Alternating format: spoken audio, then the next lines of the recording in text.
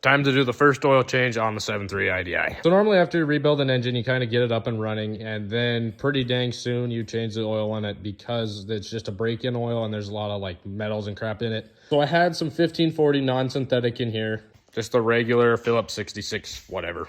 So as you can see, this isn't exactly the normal oil plug that you'd find on one of these pickups. I could not find a right size plug, so I found a fine thread bolt the same size that was a little over length, and then I put this nut on it, and then there's a gasket on top of it, and it still leaks oil. Every single one of these 7.3 IDIs leaks from the plug. I don't know why. But this becomes very easy to loosen and get off because you loosen the nut on top.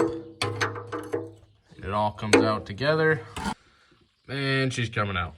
So I didn't find any metal chunks on this plug, which is a plus. Since I didn't have a normal oil plug, I had these 2 copper crush washers on the front of this, and it still managed to leak oil past them. I don't really get it. All right, so we got the oil out, got the plug back in. Now we go over to the oil filter, which is over there. All right, oil filter's out of there. Oil's drained. For anyone curious, this is the Baldwin part number for the 7.3 Power Stroke and IDI filters. For anyone wondering, this is the Ford part number for the 7.3 Power Stroke filters, which also fits on an IDI. Now these are dang near the same length. I like these Baldwins are a tiny bit shorter, which sometimes makes it a little easier to fit around the fuel lines if you still have those. I'm gonna throw this Baldwin on here for now. I'll keep this one for later. I still have another one of these Baldwins. I buy these by the 3-pack on Amazon. They're like $50 or something for the 3-pack, so not bad. Now both the Baldwin and the Power Stroke filter hold an extra quart compared to the normal IDI filter. Instead of 10 quarts, it's 11.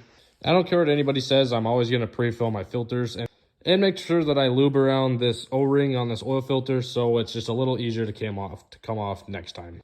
Now I picked Shell's Rotella T4 for this engine for a couple different reasons. Once again, I bought it off Amazon because it's about 15, 16 bucks a gallon on there compared to like 18 or 19 at O'Reilly's or any other auto pot store. The hood stack would be such a perfect place to put this. As you can see, this takes about 1.5 quarts of oil.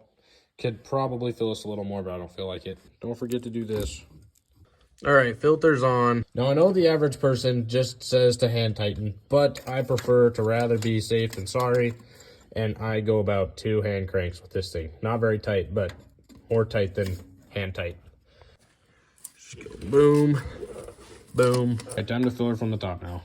All right, so like I said, with the Power Stroke filter, these hold about 11 quarts of oil. So we have 4 here, 4 there, and then some more over there. Now, normally on a random lazy day, I would not be using a funnel, but for the video's sake, just so I don't pour it all over the floor and humiliate myself. Watch me still pour it on the floor and humiliate myself somehow.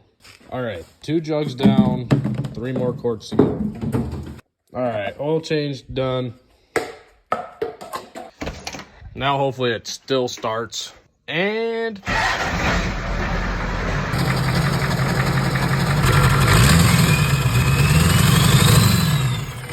thanks for watching this very educational video.